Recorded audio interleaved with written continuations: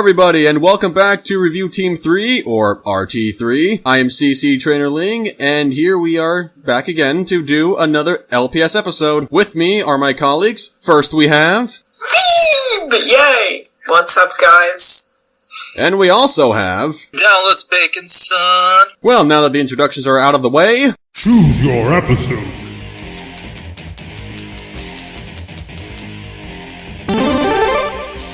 Senior Day! Alright, and now with our episode revealed, let's check it out. Check it out! So this week's episode is Senior Day. So the plot here is while volunteering at a retirement home with some of the pets, Blythe befriends an elderly woman named Lorraine who is eager to have Blythe meet her kind-hearted granddaughters. Meanwhile, Russell learns that his father, Jerry, who also lives at the retirement home, will not be allowed to move in with his owner, so Russell allows his father to move in with him.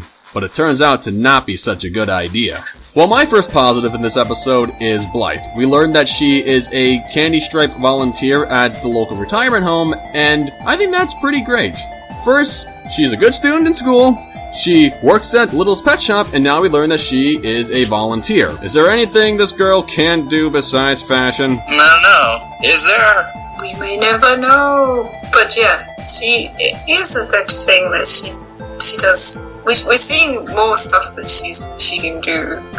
Like, she's good with pets, she's good with older people. What else can our Blythe do? Oh, she can be perfect. Possibly. No, we don't want any Mary Sue's. No. Well, if she gets any more perfect, then she will become a Mary Sue. But so far, we know that she isn't. Because she has shown that she has her flaws. Blythe was really good in this episode. And one other thing in the beginning that just clicked in my mind, especially when we were talking about Blythe, was just that when she actually said awesome sauce, I thought that was incredibly awesome sauce. First Twombly, now Blythe. Oh, come on, who's next? Who's gonna be the next one to say it? Yes. Anybody. It's gonna be Pepper, right? It's gonna be Pepper. The biscuits. Like awesome, like sauce. Like awesome sauce. Blythe was really cool in this one. Again, being a volunteer, it's just, wow, I have to applaud that a lot because she's good with fashion, good with this, good with that. Now she volunteers. Really shows that she's a really nice person. Yes, Blythe is amazing for being so kind and generous to old people. Just like how Russell is kind and generous to his father. Speaking of which, Russell, the next positive in this episode. It's nice to see that Russell is willing to take in his father, Jerry, and pretty much put up with all of his father's stereotypical old men mannerisms. And yeah, I definitely feel for Russell during the day camp scene, his father outright embarrassing him over the littlest things. I've been there so many times with both my parents and my grandparents, so I'm feeling what Russell's feeling. Same here.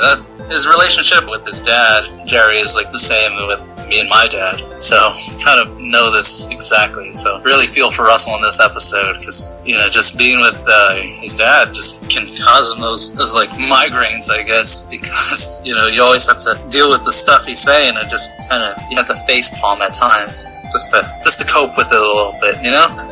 Yeah.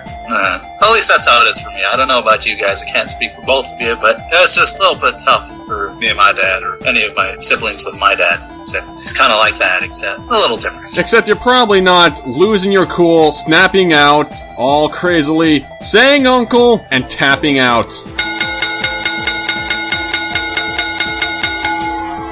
Yes. I thought he was his dad, my uncle.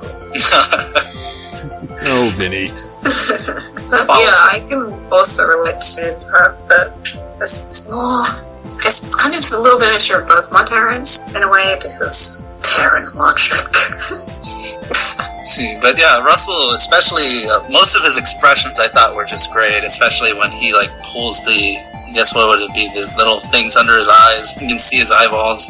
I do like the fact that he did try to give his dad a chance, which we all will do, but... Yeah, because whether we like or not, unfortunately, they're still our family. You can't really choose your family. But it's I guess if Russell didn't really help him out, I guess it would not only look bad on Russell, but it's his dad.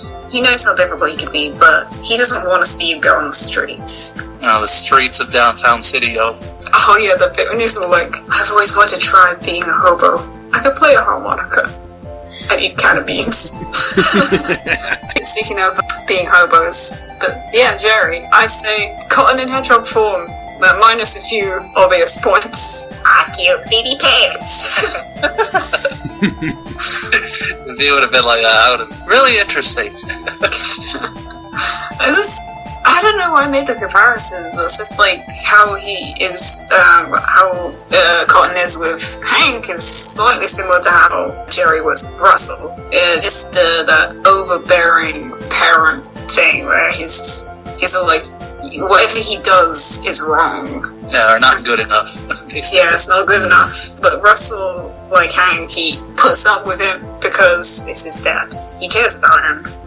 Their family.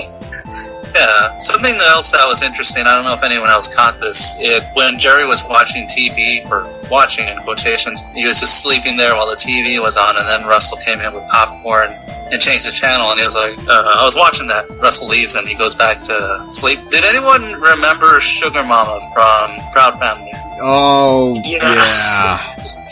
That's the first thing that came into my head, because Sugar Mama would do that when she would be watching wrestling. Like, she would just turn it on and then go to sleep. But if anyone changed it, he'd be like, turn that thing back on, I was watching it. Then change it back, and then she'd go back to sleep. Maybe she watches it in her sleep. You know, Dun, dun, dun. Yeah, I actually would have to say that's like pretty much any old person in general. They'll just sit there watching a show, then they'll just quickly fall asleep with the show still on, and then when you want to go in there and watch your show while they're sleeping, you change the channel, and then suddenly they wake up and the first thing they say is, What? Bring him back! Bring him back! Bring him back! yeah, so I found that very interesting, just that, and then he wants to read the book, and he reads it for a little bit, then falls asleep, because, books are boring. So just old people look like in cartoons, at least.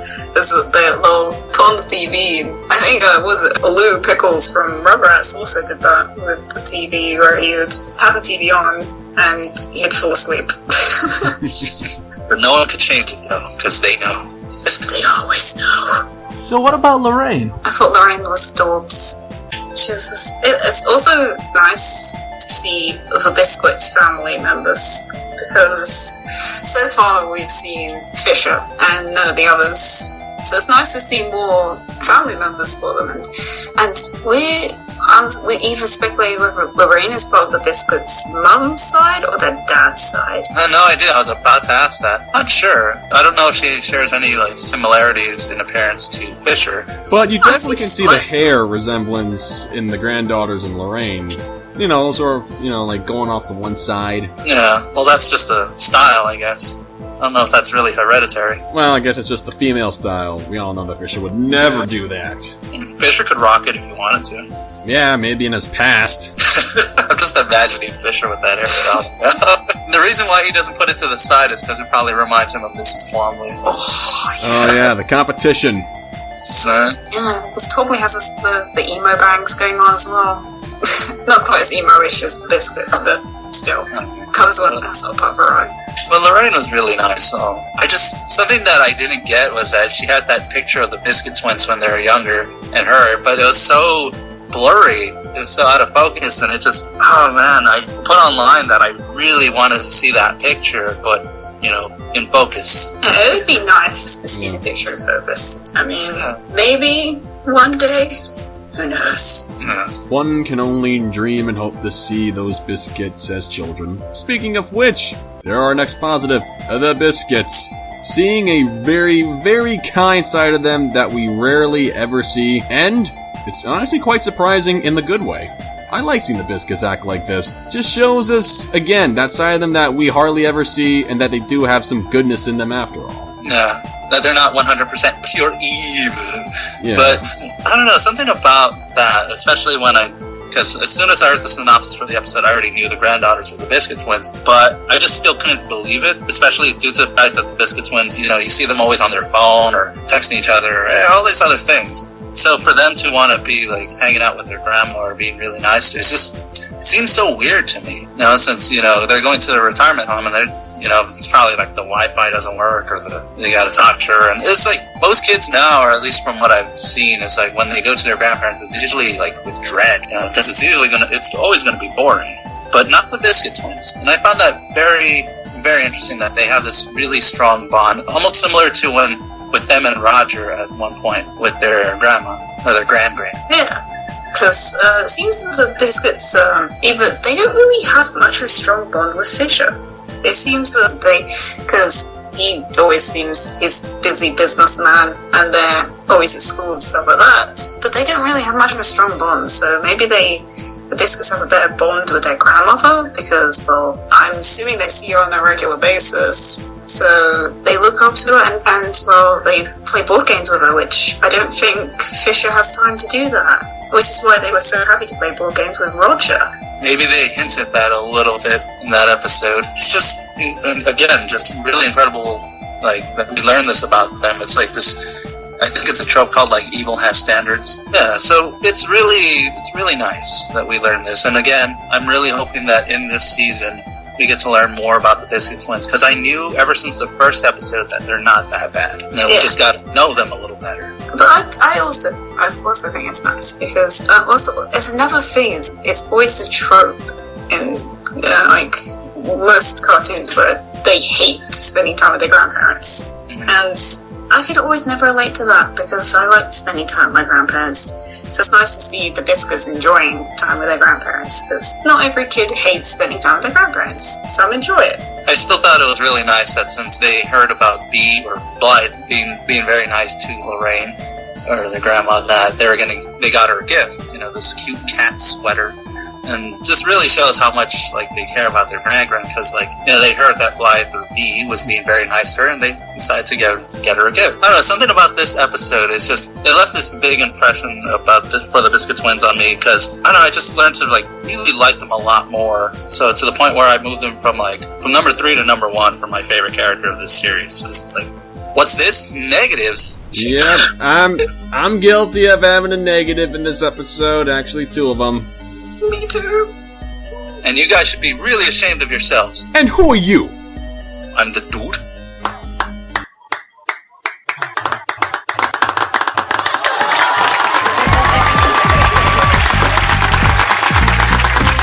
But yes, we do have some negatives in this episode. Nothing too harsh, but we'll just talk them out. Talk 'em out. Anyway, my first negative of the episode is Jerry. Now, I understand that he's a positive in this episode, and he does have some alright moments, but to me, he is that stereotypical old man that you see in a lot of these cartoons. I'm not saying it's a bad thing, but for me, it's just one of those stereotypical characters that I just really can't get behind, and he just didn't really do much for me. He had those sentimental moments with his son, that's great, and with his owner, that's awesome, but he just couldn't do much for me in this episode. For you. Yeah, just for me. I'll admit, Jerry's not the best, but he is realistic since, like I stated, he does remind me of my dad. I quite liked him for the most part as well. I thought he was quite funny, but I can see why people wouldn't like him. The Feem has a negative. Oh my gosh! No, this is more of a nitpick, but my negative is actually not the pets, but at the end, near the end when they're talking to Russell, but I think it's mainly Sunil and Zoe who say it to him, but about how maybe you should spend more time with your dad and get to know him better, and it's like, guys, he's Russell's dad, and Russell lived with him, for half his life, and it's like, I think Russell knows him better than they do, and it's like they're acting like they know Russell's dad better than him, and it's like, you need to get to know him more. It's like, I'm pretty sure Russell knows his dad well enough. Like, you get to know your dad. I've lived with him for half my life, or even longer. I think I know him quite. Yeah. I mean, I guess they're trying to make him feel better and trying to make the problem go away, but I felt that it was a little bit like they were, and not that they were blaming Russell, but it just felt a little bit like that to me. A little bit. And it didn't really do much for me when big white lights surrounding Sunil when, he was saying that. It's like, yep, Sunil holds all the answers. He's the holy mongoose. He knows what's best. He knows what's best for business. Yeah, what was up with that? That was so random. I was just like, what the hell's going on? I mean, I know this show can be really random at points, but that just felt really weird, because we've had messages before, and that's never happened before. The Holy Mongoose. Yes, that's it. That's basically what it was. Holy Mongoose. Well, it's just that with Sneal and the holy light, I'm like, I just wish someone would have made that joke, like, where's that light coming from? Oh, yeah, right there. Missed opportunity at a joke. That's usually what they do, usually. It's like, it's usually Minka that points stuff like that, like, or Pepper. It usually be Pepper or Minka who point that out, because... Just playing with the flashlight here. Nothing to worry about. Well, my last negative in this episode is not really a negative, but it's like Feem said for hers. It's more of a nitpick. It's the ending with Blythe and the Biscuits. The Biscuits realizing, well, finding out that Blythe is the one who decorated Lorraine's room and made Lorraine feel really, really comfortable during this volunteer's visit. And it just kind of struck me as really strange that the Biscuits are going to try and kind of like, shoot down Blythe very, very subtly in the same room with Lorraine. They just couldn't, go along with it, be a little bit more nicer about just maybe, put on those airs for Gran. Maybe they could have done it, maybe not. And just trying to reset that status quo. Not so much that it's a bad thing. We know that we need our status quo, we need our antagonists, but if there's one thing that we learned from Door Jammed, there is some good in them, so maybe we could have gotten a little bit more out of it, like in Door Jammed, but didn't happen that way, so it's, yeah. Well, there is still good in them, especially with what we talked about earlier about them liking their Gran, but it's still, I guess, maybe they're still mad that Blythe left them up there, in the Pet Fest. Oh, stop living in the past! No! But we have... The Biscuits are still much nicer to Blythe, and it seemed more like they were joking with her this time around. They didn't seem as mean to me. I don't know, I didn't really sense a lot of animosity between them as much as before. So, yeah, they're kind of like friends in this weird way. Because they still have that laughing moments, and it's this weird relationship. It's kind of interesting. They're frenemies. Oh yeah, I was looking at frenemies. I definitely have noticed this because I actually rewatched the first 2 episodes with my friends, and I've definitely noticed watching those and then going back to this episode again and seeing how much different the Biscuits are to Blythe in that episode and how much different they are to her in this episode. Just they're much more nice to her. They're more like frenemies or playful joking, kind of play hating each other, really. But we'll have to wait and see what else happens with, we know something's gonna happen with the pet shop, and they're gonna do some plans like that. Where Fisher will be like, come on, we need to figure out a new plan to make Large Step a pet shop better. Okay, Dad. So, I guess with that in mind, it's time for the final thoughts. For me, Senior Day, it's actually a pretty decent episode. I like how we get to learn more about Blythe's personal life beyond school and the pet shop and the fashion world. Seeing Russell connect with his dad through very strange ways is still something to, take away from this episode. It, has that little family feel to it that the show does very well. Lorraine, sweetheart, love her. Her granddaughter's the Biscuits, once again showing that there is good in them, and I like that. Status quo may have been restored, but at least we know that Blythe knows, and that maybe they can work towards a more friendlier relationship towards the end of the series, but not personally, counting on it. Overall, Senior Day is a really enjoyable episode. Gotta give it up to the people involved. So, other than that, I'm gonna give this an 8 out of 10. My final thoughts, guys. But yes, this is a really funny episode to me, and I think this is Russell at his best. I mean, this episode and In the Loop are probably my favorite Russell episodes. So I felt like they developed his character quite a lot more than previous episodes like Fun Russell. Even though I like that one too, I just felt the In the Loop and this one did it much better. I like that we're seeing the nice side of the Biscuits again, which is the side I really like seeing of them because it's more, it makes their characters more three-dimensional, that we're seeing different sides of them, and that they're kind of being nice to Blythe now, and I like that because hopefully, as C.C said, hopefully that'll lead up to them actually maybe becoming friends at the end of the series. Like Jerry, I thought he was quite funny, and the pets and this. I think one of the moments I really liked was in the beginning with Pepper and her the thing of like her owner's parents, and then she's all like, oh, they stayed with us for 3 weeks, and then she used Pepper as a towel. So that was funny. And then little other thing was with Vinny and Sneel's little staring contest. That was funny too. And Minka's like, I need to watch this happen. But yeah, we found out about Biscuit's family members, and life was really good in this episode. It's just a really good episode, man. And oh man, June got that whistle. It's a 10. My score's a 10. Another 10 out of 10, Feem. I think have I had like 4 10 out of 10s in a row? I don't know. I believe so.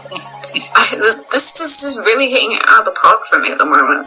So overall for me, this is one of the best episodes of the season. Granted, I was anticipating this episode, and I already knew as soon as the synopsis for this episode was given that I knew it was going to be the Biscuit Twins. So that's awesome. And seeing the Biscuit Twins really give a little bit more of their character, and we learn more about them, that's awesome right there. And getting a little bit more with Russell, that was cool too. It's more relatable, which always helps out with the character. The only real gripes that I could say, because I don't really have a legit negative, but it's just things that I noticed. That there is an animational error in the staring contest where Vinny blinks. So I guess Minka didn't catch that, or no one caught that at all. You had one job, Minka! One job! But I can't be mad at you.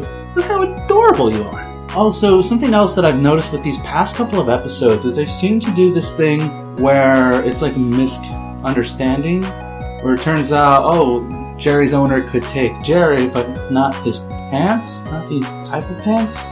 I don't know, they've done this for the past couple of episodes, so let's hope they don't really rely on that, because if they keep doing it too much, then no episode's going to be a 10 out of 10 for me. Other than that, Lorraine was great, everything was good. I really have nothing legit to complain about or anything that besides what I just stated. So, since everyone else has basically said what I was going to say, I guess I'll just go to the score. Overall for me, I'm going to give this episode a 9.9 out of 10. I really recommend you check it out, and I hope you enjoy it. Well, folks, that takes care of Senior Day. So, moving on to next week, we will be looking at episode 5 of season 4, titled Littlest Pet Shop of Horrors. Insert evil laugh here. You know when they make a movie pun title for an episode? You know you're in for something good. See? It's gonna be something incredible. Kind of late, though, since, technically we're already past Thanksgiving, and it's a Halloween episode, kind of. But who cares? It's gonna be a great episode. Here's hoping. So until next time, this has been C.C Trainor-Ling. And of course, downloads bacon. And we'll be seeing you next week for the next review of Littlest Pet Shop Season 4. Peace out, home slices. Cheerio, darlings, and remember, Cotton the Hedgehog. Yes, and of course, We'll be seeing you in the next episode. So, thanks, and say it with me now. Thanks again. This review sure is a lot, huh, Jerry?